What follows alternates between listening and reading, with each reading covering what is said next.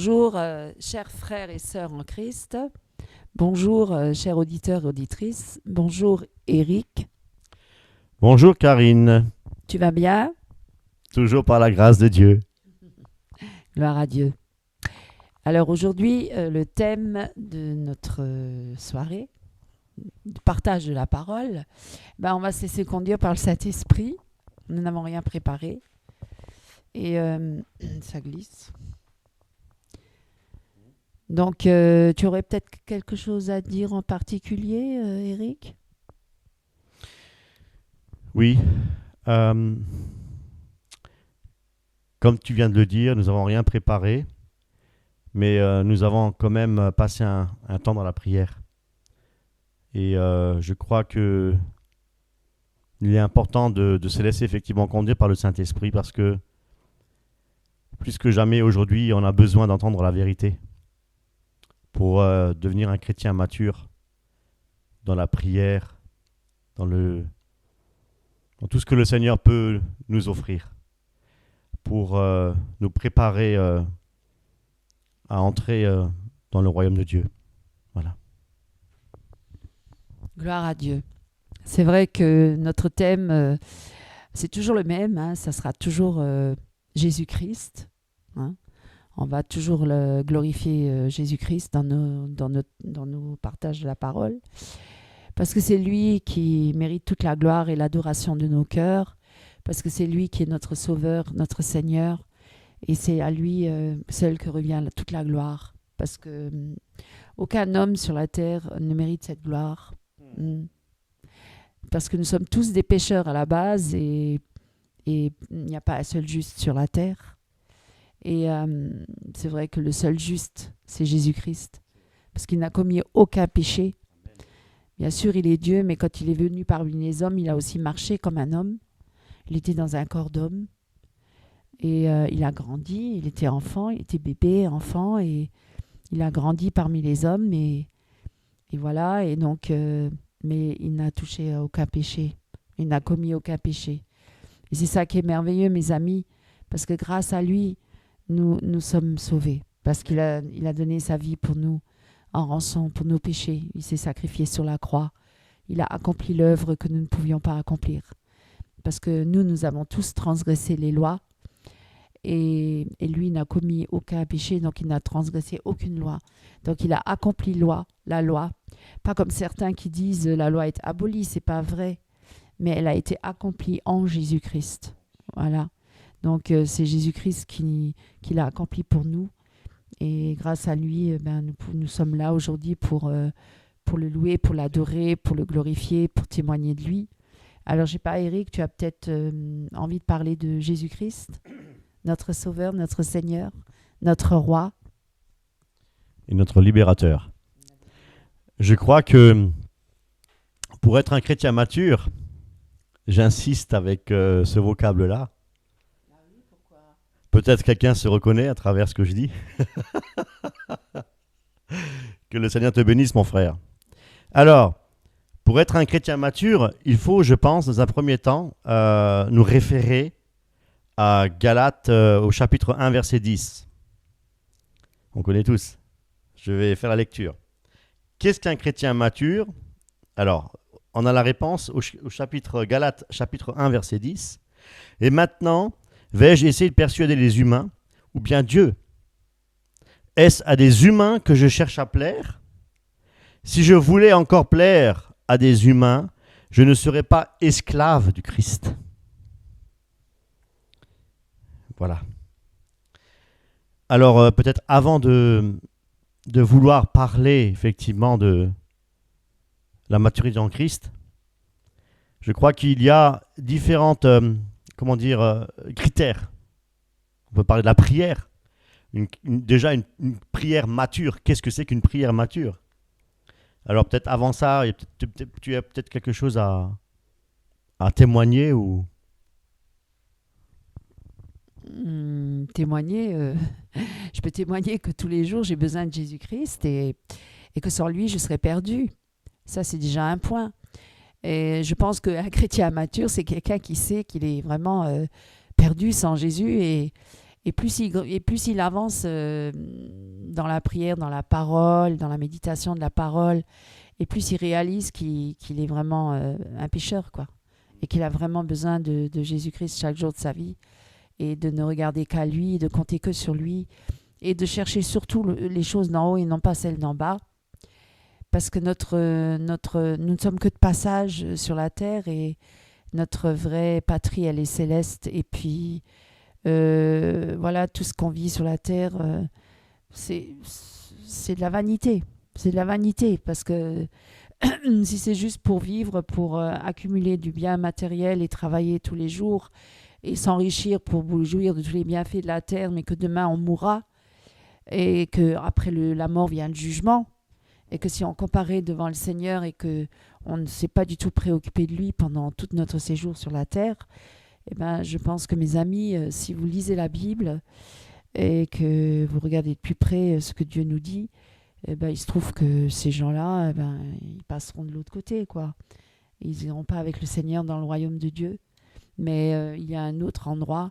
Malheureusement, je ne veux pas faire un évangile de peur, ça n'a rien à voir. Mais justement, un chrétien mature, il parle de ces choses-là.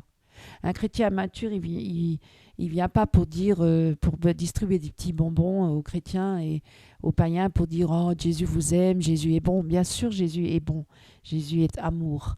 Mais il y a aussi le Jésus, Dieu de justice et de vérité, le Dieu de, pardon, le Dieu de sainteté, le Dieu qui aime la droiture et l'intégrité et qui hait le péché. Et nous devons parler du péché, nous devons dénoncer parfois les hérésies, les doctrines, les fausses doctrines. Pourquoi est-ce que nous dénonçons? Non pas pour attaquer les hommes, non, au contraire, c'est justement pour les avertir et les prévenir qui font fausse route, et ceux qui en plus sont responsables de ces fausses doctrines et qui les propagent autour d'eux pour entraîner d'autres après eux, des faux docteurs, des faux prophètes. Ils sont dangereux parce qu'ils entraînent une foule de gens après eux, et tous ces gens-là vont se perdre parce qu'ils se sont laissés entraîner par un faux docteur, un faux prophète qui les a aveuglés. Hein. Mais qu'est-ce qu'il vient faire, ce petit chat? Voilà, bonjour Tigro. Voilà, tu passes, tu es juste de passage ou tu fais quoi? Voilà, bon ben, tu dis bonjour aux auditeurs, tu veux bien? Oui, oui, c'est une créature du Seigneur. Amen. Dieu l'a créée. Voilà, ils sont merveilleux, les animaux. Ils sont gentils, vraiment. Donc, ce que j'étais en train de dire, par contre, c'était que si on dénonce toutes ces hérésies, ces fausses doctrines, et parfois certains hommes ou femmes, non pas pour les condamner, au contraire, c'est pour qu'ils réalisent et qu'ils ouvrent les yeux pour revenir pleinement à Christ. Et c'est toujours dans un but d'amour, hein. C'est jamais dans un but de condamnation, de jugement, de méchanceté. Un chrétien mature, il dit la vérité avec amour. Et je pense que justement, s'il voit son frère qui est sur un chemin dangereux et qu'il risque de chuter, ne va-t-il pas l'avertir, le prévenir? Ne va-t-il pas le voir ou voilà, lui en parler, de dire mon frère, écoute, là, tu es sur un faux chemin et tu risques de t'éloigner du Seigneur et peut-être perdre définitivement la communion avec Christ et en même temps, si tu es responsable aussi de la chute d'autres âmes, tu en rendras d'autant plus compte devant Dieu. Donc c'est écrit, c'est biblique tout ça. Donc les personnes qui risqueraient de nous juger ou de dire mais ils n'ont pas d'amour, ces deux-là, parce qu'ils font que de condamner ou d'avertir ou de parler des hérésies. On parle à une personne en particulier parce que oui, parfois on reçoit des lettres j'allais pas dire de menaces, mais bon, c'est pas des menaces, mais c'est un peu des gens de moralisateurs, des gens qui disent pourquoi toujours se croire plus que les autres. Non, mais non, on se croit pas plus que les autres et plus juste que les autres, pas du tout. Au contraire. Chaque jour, nous prions. Chaque jour, nous avons besoin de la grâce du Seigneur. Chaque jour, nous avons besoin de regarder à lui. Chaque jour, nous avons besoin de renouveler notre communion avec lui. Chaque jour, nous avons besoin de méditer la parole. C'est une nourriture quotidienne, comme le boire et le manger. Jésus l'a dit, je suis le pain vivant descendu du ciel. Celui qui vient à moi et qui me mange et qui me boit n'aura plus jamais ni faim ni soif. Et c'est vrai parce que je donne la vie en abondance. Et c'est une vie merveilleuse, c'est une vie spirituelle, c'est une vie céleste pour notre âme, pour le salut de notre âme, pour notre esprit. Et nous avons besoin de cela. Et si nous sommes là à partager la parole avec vous, chers auditeurs, auditrices, chers frères et sœurs en Christ, c'est non pas pour condamner ou juger, non pas pour nous rendre intéressants ou nous afficher comme certains le font peut-être, mais c'est parce que nous sommes poussés à le faire. Et c'est un moyen d'évangéliser, puisque nous sommes dans les temps modernes et que nous utilisons les moyens modernes et puis la technologie d'aujourd'hui. C'est vrai que si nous aurions été à l'époque de Jésus, c'est certain que nous ne serions pas assis comme ça devant un écran. Nous irions dans la rue et nous partagerions la parole d'une autre manière. Mais nous avons utilisé ces moyens-là parce que c'est un moyen d'aujourd'hui. Alors je ne sais pas si tu veux peut-être rajouter quelque chose, Eric. Oui, je crois que il est important de se laisser guider par le Saint-Esprit, de chercher la présence de Dieu dans nos vies. Je crois que ce qui est très important, c'est de passer, je le répète encore, du temps dans la prière avec le Seigneur et de chercher sa volonté et de se laisser conduire par le Saint-Esprit, mes amis. Dieu parle et je voulais simplement témoigner quelque chose. Pas plus tard qu'avant-hier. J'étais à peu près 3h30 en prière. Si vous voulez le savoir, j'étais 3h30 en prière. Et très tard, j'ai reçu du Seigneur comment prier par l'Esprit. Je m'étais toujours posé la question, comment on peut prier par le Saint-Esprit? Qu'est-ce que veut dire prier par l'Esprit? Alors c'est vrai que beaucoup disent c'est prier en langue, parler dans d'autres langues, etc. Mes amis, non, ce n'est pas ça, prier par l'Esprit. Dieu m'a clairement montré les choses d'une manière précise et par étapes, ce qu'est prier par l'Esprit. La première chose, la première étape, je crois que, mes amis, nous devons nous rendre compte que nous sommes des pécheurs, nous sommes ingrats. Nous n'avons pas toujours l'amour de Christ en nous. Nous sommes souvent hypocrites, égoïstes, orgueilleux, mes amis. Et la première étape, c'est justement déposer nos manquements, nos faiblesses, nos problèmes, nos soucis, tout ce qui est attrait à la chair, tout ce qui nous démange dans notre intérieur, notre fort intérieur, peut-être des soucis de famille, des problèmes de santé, des problèmes de quoi que ce soit, ou peut-être de l'amertume, un cœur mal disposé, peut-être. Voyez mes amis, on ne peut pas se présenter devant l'Éternel, devant Dieu qui est 3 fois saint, avec un cœur partagé. C'est ce que Dieu m'a fait comprendre. Nous devons, le Seigneur a dit, je suis humble de cœur, doux, déposez vos fardeaux à mes pieds. Déposez vos soucis à la croix de Golgotha. C'est ce que nous devons faire, mes amis. Vous savez, j'ai eu une image à ce moment-là. Cette image, c'était une maison, une chambre, on va prendre l'exemple d'une pièce, une pièce dans une maison qui est remplie de déchets alimentaires, des pots de bananes sur le sol, je ne sais pas, un pot de yaourt. Non, c'est pas chez nous, mais c'est ce que j'ai eu à l'esprit quand j'étais en prière. Et peut-être, oui, allez, un steak en décomposition, hein, donc avec des vers de terre comme ça, un peu, enfin c'est lugubre. Voilà, voilà, c'est l'image que j'ai reçue de notre maison intérieure. C'est sale. Alors, qu'est-ce que nous faisons, nous, en tant que chrétiens, mes amis? Ce que nous allons faire, c'est, on va prendre la serpillière, on va prendre du produit, nous allons, par exemple, là où il y a le yaourt, on enlève le yaourt, on lave en dessous, on repose le yaourt, on lave le reste partout, et puis quand on arrive à la viande en décomposition, on la soulève, on lave, on repose la viande et ainsi de suite. Donc, on repose les déchets, on va dire, à l'endroit où nous avons lavé. Bizarre, hein, ce nettoyage. C'est bizarre, mais c'est ce que Dieu m'a montré. Et par après, Dieu m'a fait comprendre que c'est ce que nous faisons. Au lieu de prendre les déchets, de les mettre dans une poubelle, de les sortir et de laver le sol.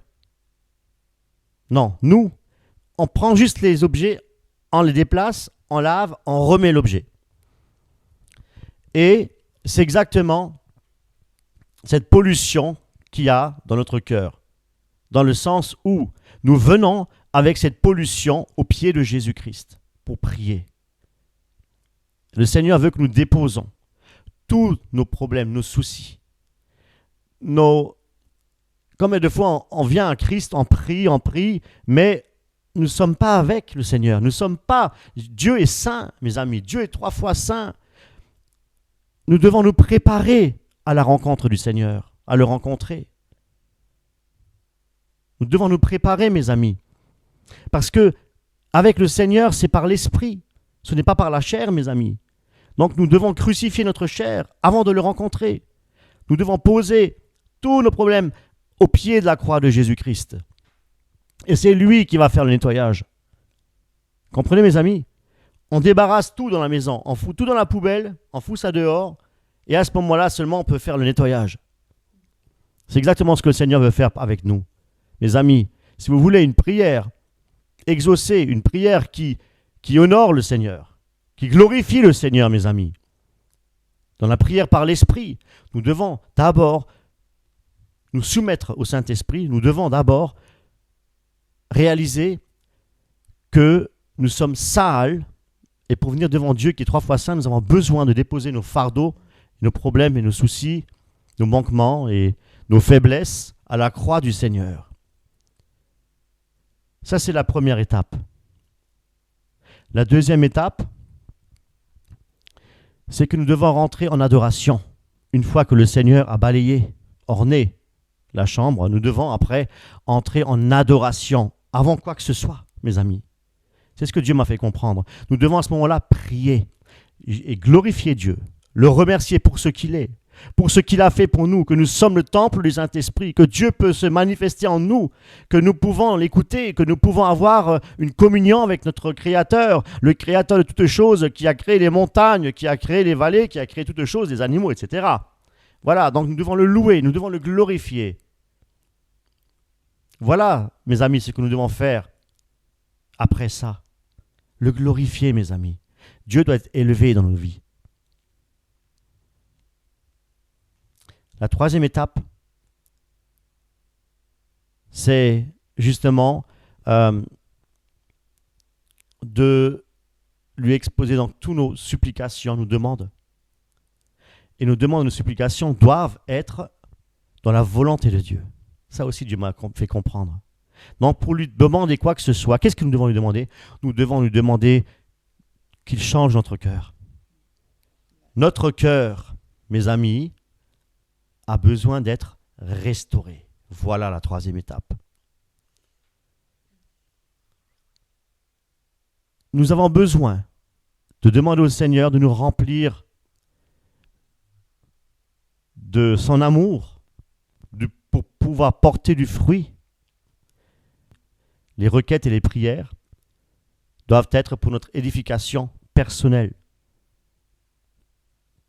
Et la quatrième chose, mes amis, nous pouvons à ce moment-là prier effectivement pour la famille, pour qu'il y ait des conversions, pour ceux qui ne sont pas encore convertis, pour l'évangélisation, pour beaucoup de choses, les biens, enfin les besoins personnels, hein, peut-être déposer les soucis, les tracas du travail, des choses comme ça, que le Seigneur puisse nous aider. Vous voyez, donc le Seigneur est un Dieu d'ordre.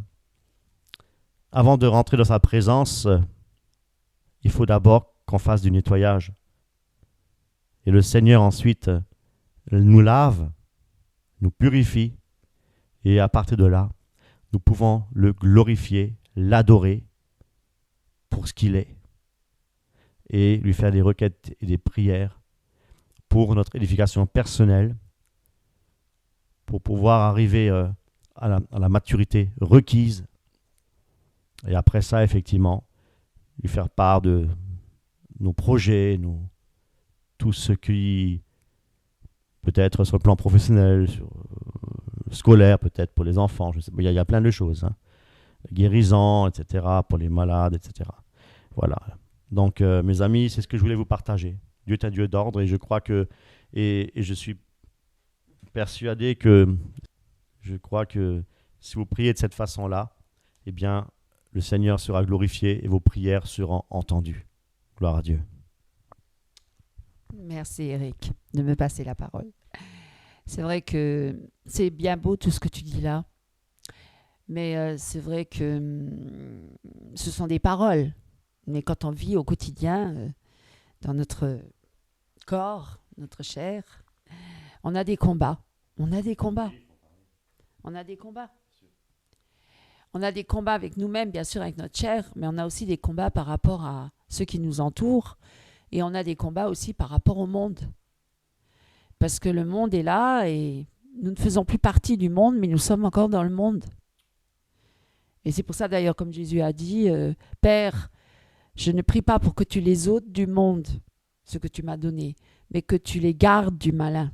Alors c'est vrai qu'il y a le malin. Il faut quand même en parler, même s'il est vaincu à la croix depuis 2000 ans.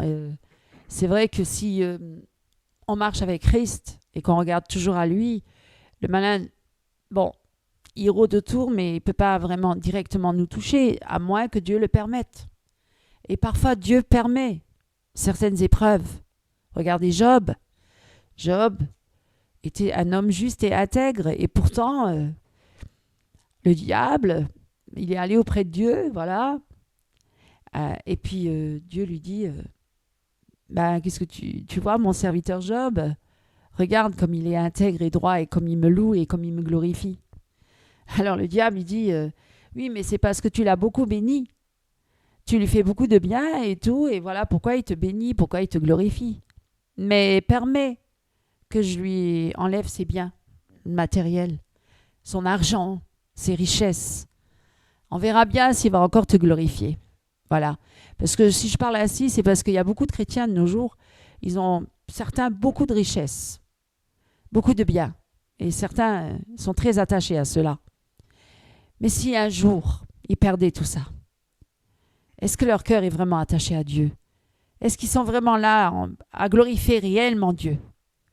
Ou est-ce que c'est parce qu'ils sont comblés de tous les bienfaits de la terre que ça leur permet d'être un peu comme des vaches grasses, hein, bien grassouillées, et à louer Dieu? Oui, c'est vrai, c'est facile de louer Dieu quand on est béni, mais quand on passe par l'affliction, quand on passe par les épreuves, quand on passe par la souffrance, la douleur, le deuil même, est-ce que là aussi, on remercie encore le Seigneur? Est-ce que là aussi, on le glorifie encore? Ça, c'est contraire à notre chair, notre nature charnelle. Parce que, regardez, même un enfant, un bébé, il réclame son dû, son biberon, ses caresses, ses papous, ses mamours, voilà, ses mamours et tout ça, et tous ses besoins. Et quand il est satisfait, qu'il a eu tous ses besoins qui sont satisfaits, alors il est content. Et si ses besoins ne sont pas satisfaits, alors il crie, il pleure, il râle, il se lamente. Est-ce que nous ne sommes pas pareils? Ça, c'est notre nature charnelle. Nous avons toujours tendance, tant que nous avons tout ce que nous désirons, tant que nous avons satisfait à nos besoins fondamentaux et autres, parce que là, aujourd'hui, de nos jours, on est très exigeant. On veut encore satisfaire aussi les loisirs et la culture, voilà, beaucoup de choses, voyager. Mais si tous ces besoins-là ne sont pas satisfaits, est-ce que nous serons encore là devant Dieu à le louer, à l'adorer? Ou est-ce que nous serions en train de nous plaindre et de nous lamenter et de murmurer comme le peuple qui a été délivré de Pharaon mais qui s'est retrouvé dans le désert et qui s'est lamenté et qui a râlé auprès de Moïse et qui a dit oui, mais tu nous as amenés dans le désert, pourquoi? On n'a plus rien à manger. Avant on avait de la viande, on avait des légumes, mais là on a quoi? Et ils étaient toujours en train de râler. Et nous aussi nous sommes comme ça. Et ne dites pas que c'est pas vrai. Passez par le creuset de l'épreuve. Passez par le feu de l'épreuve. Et vous verrez qui vous êtes. Nous, on est passé par mal d'épreuves. Et nous avons réalisé. Et nous passons encore en ce moment. Et nous réalisons qui nous sommes réellement. C'est là qu'on voit si nous sommes éprouvés. C'est notre foi, elle est éprouvée. Pour voir si réellement nous aimons vraiment Dieu. Non pas pour ce qu'il donne, mais pour ce qu'il est. Et en plus de réaliser que de toute façon, nous ne sommes que de passage sur cette terre. C'est d'ailleurs ce que Job a dit. Quand le diable a dit à Dieu, enlève-lui tous ses biens, on verra bien s'il va encore te louer. Eh bien, Job est resté fidèle. Dieu a dit, va à Satan, enlève-lui ses biens, mais ne touche pas à sa vie. Alors, il a perdu tous ses biens. Et il a perdu ses enfants en même temps. Sa maison a brûlé, tous les enfants étaient à l'intérieur. Il a tout perdu. Bien sûr qu'il avait mal, bien sûr qu'il était dans la douleur, dans l'affliction, mais il n'a pas renié Dieu, il s'est pas plaint. Au contraire, il a dit, nu je suis venu et nu je repartirai. Dieu a donné, Dieu a repris, gloire à Dieu. Est-ce que nous sommes ainsi? C'est quoi notre but sur la terre? Est-ce que c'est d'accumuler beaucoup de biens matériels, de réussir dans le monde? L'orgueil de la vie, ça ne vient pas de Dieu, mes amis. La réussite sociale, ça ne vient pas de Dieu, je suis désolée. Il y a des grands hommes de Dieu qui avaient des hautes fonctions dans le monde et qui ont tout quitté pour suivre Christ. Je peux en nommer un, Darby, par exemple. Darby, c'était un avocat. Un grand avocat qui a quitté sa fonction d'avocat pour se consacrer entièrement à Dieu. Et ce n'est pas le seul, on peut en nommer bien d'autres. C'était des hommes érudits, des hommes très intelligents. Mais qu'est-ce qui les a poussés à tout quitter? À quitter ce monde, à quitter toute la séduction, toute l'attirance de ce monde, à quitter la gloire de ce monde, à quitter tous les biens de ce monde pour se tourner vers Dieu. Parce qu'ils ont fait une rencontre personnelle avec Dieu. Parce qu'ils ont trouvé à ce moment-là cette perle de grand prix et qu'ils ont vendu tout le reste parce qu'ils ont trouvé la perle de grand prix. C'est ça, et c'est ça, ils ont trouvé le trésor merveilleux, leur motivation, le vrai sens à leur vie, à notre vie, à tous mes amis, à tous. Parce que là, si vous courez après les choses futiles de ce monde, de vanité, eh bien, vous êtes perdus. Vous êtes perdus, mes amis. Parce que ce monde-là, il va passer et toute sa convoitise. Et tous les biens de ce monde. Et demain, vous allez mourir. Et alors, vous allez comparaître devant Dieu. Et qu'est-ce que vous allez lui dire? Comment vous allez être devant lui? Dites-moi, mes amis, où est votre cœur, votre esprit? Dieu l'a dit, je veux ton âme et ton esprit pour moi. Dieu est un Dieu jaloux. Il veut que nous lui soyons entièrement consacrés, que nous lui appartenions entièrement. Il veut nous sauver de ce monde de perdition. Vous courez après du vent. Salomon l'a d'ailleurs dit. Il avait eu toutes les richesses de la terre. Ça a été un homme qui a été béni d'entre tous. Il a tout eu, la beauté, la gloire et la richesse, on va dire. Et toutes les femmes de la terre qu'il voulait. Et pourtant, à la fin de sa vie, il a dit vanité sur vanité. Tout est vanité sur cette terre. Et rien ne peut combler le cœur d'un homme. Il restera toujours autant sur sa soif et vide. Il n'y a qu'un seul qui peut le remplir, ce cœur-là assoiffé. C'est Dieu. C'est Jésus-Christ. C'est pour ça qu'il est venu. C'est pour combler nos vies, nos cœurs. Non pas pour se glorifier sur la terre. Il a dit, je ne donnerai ma gloire à personne. Ce n'est pas pour que vous ayez une gloire sur la terre, mes amis. Non. Cette terre-là, elle va passer. Et toute sa convoitise aussi. Je peux d'ailleurs vous le lire si tu veux. On peut prendre dans Apocalypse 21. Cette terre, elle va être détruite, mes amis. À la fin, le jugement dernier. Les nouveaux cieux et la nouvelle terre dans Apocalypse 21. Je vis un nouveau ciel, verset 1. Je vis un nouveau ciel et une nouvelle terre. Car le premier ciel et la première terre avaient disparu. Et la mer n'était plus. Voyez, et je vis descendre du ciel d'auprès de Dieu la ville sainte, la nouvelle Jérusalem, prête comme une épouse qui s'est parée pour son époux. J'entendis du trône une forte voix qui disait « Voici le tabernacle de Dieu avec les hommes. Il habitera avec eux et ils seront son peuple, et Dieu lui-même sera avec eux. Il essuiera toute larme de leurs yeux. La mort ne sera plus, mes amis, et il n'y aura plus ni deuil, ni cri, ni douleur, car les premières choses ont disparu. » Celui qui était assis sur le trône dit « Voici, je fais toutes choses nouvelles. » Et il dit « Écris, car ces paroles sont certaines et vraies. » Et il me dit « C'est fait, je suis l'alpha et l'oméga, le commencement et la fin. À celui qui a soif, je donnerai de la source de l'eau de la vie gratuitement. » C'est gratuit, c'est pas payant. C'est pour tous les hommes, c'est pas que pour les riches, c'est aussi pour les pauvres, pour ceux qui n'ont rien. Ils seront enrichis des trésors du royaume de Dieu. À celui qui a soif, je donnerai de la source de l'eau de la vie gratuitement. Tel sera l'héritage du vainqueur. Je serai son Dieu et il sera mon fils. Mais, et c'est là où il y a un problème, hein? Mais pour les lâches, les incrédules, les abominables, les meurtriers, les débauchés, les magiciens, les idolâtres et tous les menteurs, leur part sera dans les temps brûlants de feu et de soufre.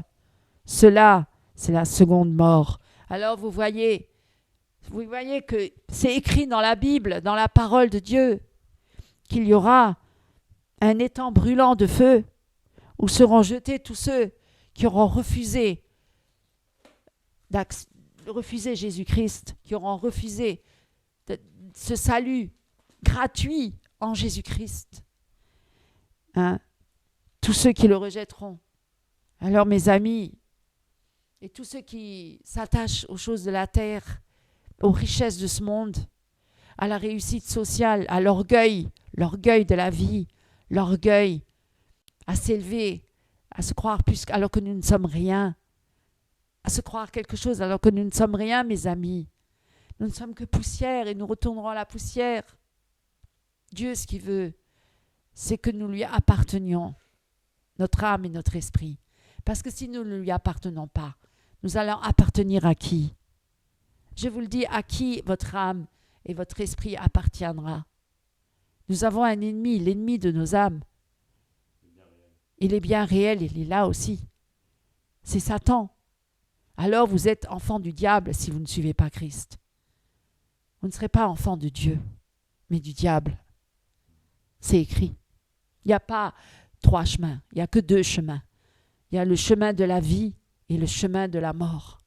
Il n'y a pas entre les deux. Certains disent « Oh, je suis athée, je suis ni l'un ni l'autre. » Non, on ne peut pas être neutre, c'est impossible. Impossible, mes amis. Il y a un enjeu spirituel, il y a une guerre spirituelle. Et croyez-moi, Jésus a déjà vaincu, c'est lui le vainqueur. Mais le diable fait croire aux hommes que c'est lui qui va avoir le dernier mot. C'est faux, c'est Jésus-Christ qui aura le dernier mot. Mais là, je vous invite, mes amis, à venir à lui. Et bien sûr qu'il faut renoncer à sa vie de péché.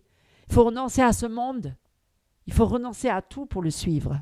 Il l'a dit à ses apôtres. Et il n'a pas changé, il est toujours le même. Hein. Il a dit, vends tout et suis-moi. Ah, vends tout. Est-ce que les chrétiens, je vais un peu provoquer, est-ce que les chrétiens de nos jours, ils partagent tous leurs biens, comme à l'époque des premiers apôtres? Les premiers apôtres, quand ils se sont retrouvés, ils ont vendu tous leurs biens. Tous leurs biens, les chrétiens entre eux. Et ils ont tout partagé, ensemble, pour qu'il n'y ait pas d'indigents. Pour que celui qui en avait beaucoup en donne à ceux qui en ont peu. Alors, il y a des chrétiens qui sont multimilliardaires de nos jours. Hein, c'est aberrant, multimilliardaires. Ben, s'ils disent qu'ils se sont repentis de leurs péchés, vous savez de qui je parle pour celui qui l'entend, eh bien, qu'ils vendent tous ces biens, qu'ils prouvent par ses actes qu'il s'est réellement repenti. Dans ces cas, eh bien, qu'ils vendent tous ces biens et qu'ils donnent tout aux pauvres. Ou qu'ils donnent aux pauvres chrétiens, aux chrétiens qui sont dans le besoin. Voilà, là, il aura prouvé qu'il s'est vraiment repenti. Parce que quand Jésus a dit au riche qui est venu vers lui, c'est ça l'évangile. Il a dit, Seigneur, je veux te suivre, qu'est-ce que je dois faire pour te suivre? Alors Jésus, il a dit, honore ton père et ta mère et tout ça. Il a dit, mais c'est ce que je fais déjà. Très bien.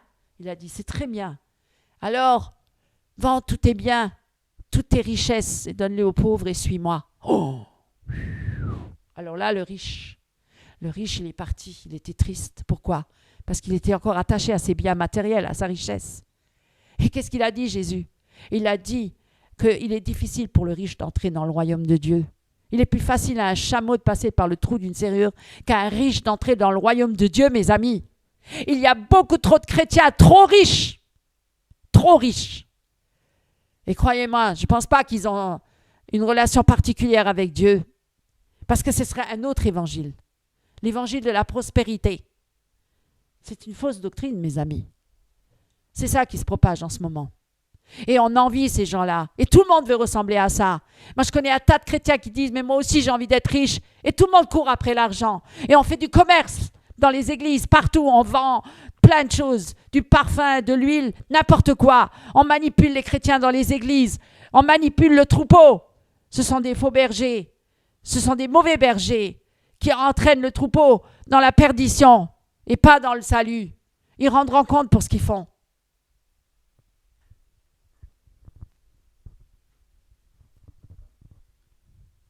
Et puis, ce qui est désolant, c'est de voir des églises qui incluent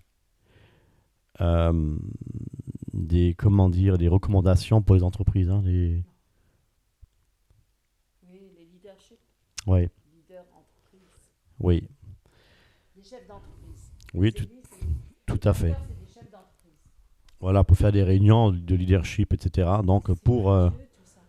Non, absolument pas. Dieu n'est pas là-dedans. Développement personnel.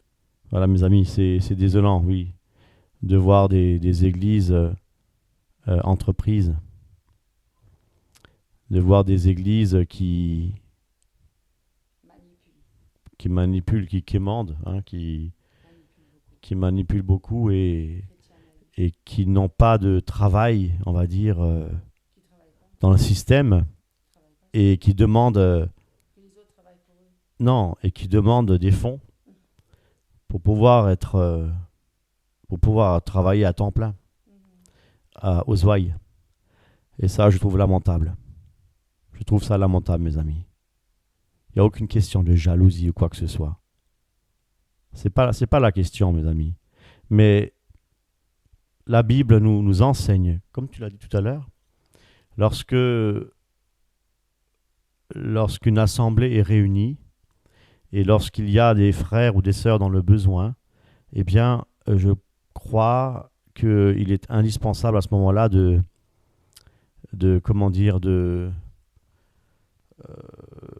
faire un appel de fonds, oui, mais pour les personnes nécessiteuses, les personnes dans le besoin. Et c'est ce qu'il faisait dans Actes des Apôtres. Pour aider ceux qui sont dans le besoin, mes amis. Voilà pourquoi il faut faire des offrandes. Ce n'est pas pour nourrir le pasteur. Ce n'est pas pour qu'il pour qu'il se déplace avec un jet privé, oui, ou des domaines, ou encore pour satisfaire, on va dire, des voyages, des choses comme ça. Non. Mais je crois que, bien entendu, les apôtres, lorsqu'ils ils partaient sans bourse, sans sac, euh, ils partaient de ville en ville et on leur offrait ce dont ils avaient besoin pour survivre. Ils se nourrissaient, on les logeait pour se reposer. Mais ça n'a jamais été plus, même pour Jésus-Christ. Cherchez-moi un seul, je parle dans la Nouvelle Alliance, un seul passage dans la Nouvelle Alliance de quelqu'un qui s'est enrichi sur le compte des ouailles ou de l'Évangile. Cherchez-moi un seul passage dans la Bible, il n'y en a aucun. On vient toujours et toujours avec l'Ancienne Alliance pour dire mais le roi Salomon, etc., etc. Mes amis, les richesses, c'était des richesses naturelles, terrestres. Aujourd'hui, les richesses sont célestes. Aujourd'hui, à l'époque, excusez-moi, mais pour les juifs messianiques, le Shabbat était le samedi dans l'Ancienne Alliance. Aujourd'hui, le Shabbat, il est en Jésus-Christ. Tout est accompli en Jésus-Christ. Donc, mes amis, aujourd'hui, mais même Jésus l'a dit, il est plus difficile à un riche de rentrer dans le royaume. Voilà, donc, et que celui qui s'enrichisse donne aux pauvres. Mes amis, si vous avez l'occasion, si vous avez, on va dire, la possibilité plutôt, pas l'occasion, mais la possibilité de vous acheter un ouvrage que je vous recommande fortement. Il s'agit de L'audace de la foi de George Muller. L'audace de la foi de George Muller. Il est parti avec de rien. Mais de rien, mes amis. Il a mis sa foi en Jésus-Christ. Et vous n'avez qu'à lire ce livre, vous allez voir ce que Dieu est capable de faire. Voilà. Non pas ce que l'homme est capable de faire. Dans la tromperie, dans la duperie, dans le mensonge. Mais ce que Dieu est capable de faire avec un homme humble. Avec un homme qui a choisi de marcher avec l'Éternel. Avec un homme qui a choisi d'être obéissant et de faire la volonté de Dieu au dépens même de sa vie. Voilà mes amis. Donc, un chrétien mature, c'est un chrétien qui a compris que tout se fait avec Jésus-Christ. Et sans Jésus-Christ, il n'y a point de salut. Je n'ai pas dit sans la religion. Sans Jésus-Christ, il n'y a point de salut. Parce que c'est lui qui nous a sauvés sur la croix, qui nous a rachetés d'un grand prix. Il a subi les outrages, il a été persécuté. Il a été malmené. On a craché dessus. On l'a fouetté. Il est passé par des tortures inimaginables, mes amis. Pour nous racheter. Voilà donc ce grand prix. Parce que Dieu, Jésus-Christ a dit, je ne veux pas que le méchant meure, mais il nous veut la prospérité. La prospérité biblique, c'est-à-dire la prospérité dans le ciel, toujours auprès de lui, mes amis. Vous savez, le Seigneur aussi m'a parlé l'autre jour, il m'a parlé sur un passage de l'Apocalypse, je lisais, et puis c'est vrai que l'apôtre Jean parle souvent de la Nouvelle Jérusalem, des belles pierres de jaspe, d'émeraude, d'or, etc. Et je me suis dit, mais ça va être magnifique, le ciel. Mais mes amis, mais ce qui m'a tout de suite, parlé, c'est que Paul disait, ce que nul œil n'a jamais vu, ce que nulle oreille n'a jamais entendu, Dieu le réserve pour ceux qui l'aiment. Et là, j'ai dit, mais Seigneur, c'est quelque chose que je n'ai jamais vu, que je n'ai jamais entendu. Mais si je vois de l'or et de l'émeraude, et si j'entends les paroles de Paul, de l'apôtre Jean,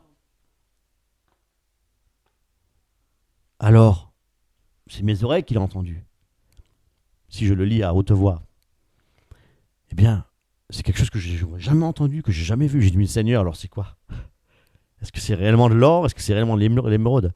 Eh bien, mes amis, Dieu m'a parlé et m'a fait comprendre une chose. Et il m'a fait comprendre que l'or, l'émeraude, en fait, l'apôtre Jean a utilisé les métaux, c'est pas des métaux, c'est les pierres précieuses, les plus précieuses qu'il peut y avoir sur cette terre. Les choses les plus chères, les plus coûteuses qu'il peut y avoir sur cette terre. Parce que nous sommes encore dans la chair. Et parce que c'est la seule chose que nous connaissons. Encore, mes amis, sur cette terre. Mais dans l'au-delà, dans le ciel, c'est au-delà de ça.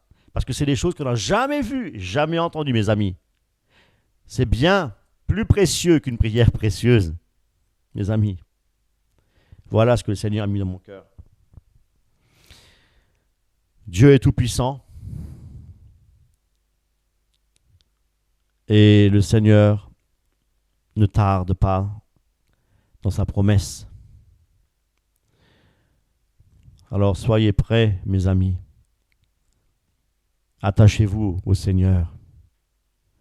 Cherchez-le de tout votre cœur. Voyez, le premier commandement, le commandement du Seigneur. Dieu n'a pas dit cherchez tout ce que vous avez besoin. Oui, non, le premier commandement, c'est d'abord chercher Dieu. Et de dire aussi, quand il dit, je ne sais plus où c'était écrit, lorsque tu pries, mais quand tu pries, entre dans la pièce la plus retirée de ta chambre, ferme la porte et prie ton Père qui est dans le secret. Et ton Père qui voit dans le secret te le rendra. Mais pourquoi? Là aussi, j'ai dit, Seigneur, mais pourquoi est-ce que tu donnes cette image qu'il faut rentrer dans une pièce la plus retirée, donc la chambre, fermer la porte et prier ton Père? Eh bien, très simplement, nous devons fermer la porte, justement, ce que je vous ai expliqué tout à l'heure, ce que le Seigneur m'a montré, m'a donné. Dans la première étape, justement, nous devons fermer la porte de l'orgueil, la porte de la chair, tout ce qui est en nous, qui appartient à la chair, parce que Dieu veut que nous l'adorons en esprit et en vérité.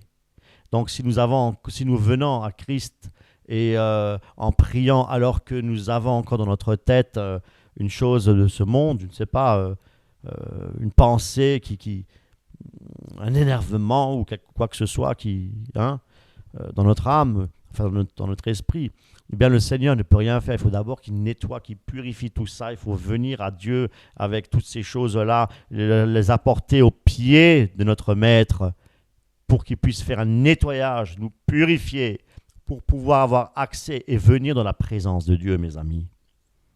C'est ça que ça veut dire. Ferme la porte. Retire-toi, ferme la porte. Merci Éric pour cette exhortation, cet encouragement pour inviter nos amis, nos frères et sœurs à passer du temps dans la prière. C'est très important la prière, de chercher Dieu, de chercher sa face. Et je sais que c'est pas évident. C'est vrai qu'avec le quotidien, le travail, les enfants, la famille, tout ça, de trouver un moment vraiment... un moment précieux, mais c'est important. C'est important, mes amis, parce que c'est Jésus qui est la source.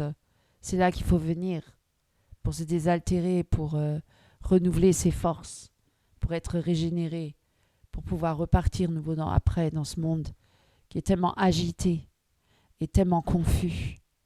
On a vraiment besoin chaque jour de la grâce du Seigneur pour continuer à marcher dans ce monde euh, terrible, de perdition, et de toujours poser les regards sur Jésus, de ne jamais perdre le but qui est céleste et pas terrestre, que nous ne sommes que de passage sur cette terre, que nous allons bientôt rejoindre notre patrie céleste, que Jésus nous a préparé une place merveilleuse dans son royaume et qu'il reviendra bientôt nous chercher. C'est ce qu'il nous a dit. Ce sont des promesses qui sont vérités et qu'il va accomplir.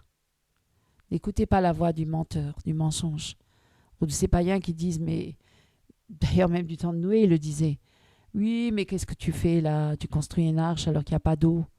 Et il se moquait de lui, il riait, comme certains peuvent se moquer de nous et dire, mais qu'est-ce que tu vis? Tu es tellement à part et tu participes pas à tous nos plaisirs charnels de la terre. Mais pourquoi tu te retires tant et pourquoi tu médites tellement la parole alors que voilà, on peut s'amuser, on peut rire, mais il faut être comme un peu les vierges sages, hein. Il y aura les vierges folles, les chrétiens qui toujours cherchent le divertissement et à s'amuser et à satisfaire les plaisirs de la chair, et puis d'autres qui cherchons plutôt à se nourrir de la parole pour que le jour bien où Jésus va revenir, ils aient de l'huile dans leur lampe à allumer, qu'on soit vraiment ces vierges sages. Je vous invite vraiment, mes amis, à cultiver chaque jour votre relation, votre communion avec Christ, au nom de Jésus-Christ de Nazareth. Amen. Amen. Au revoir, Eric. Que le Seigneur vous bénisse. Amen. Amen. Amen.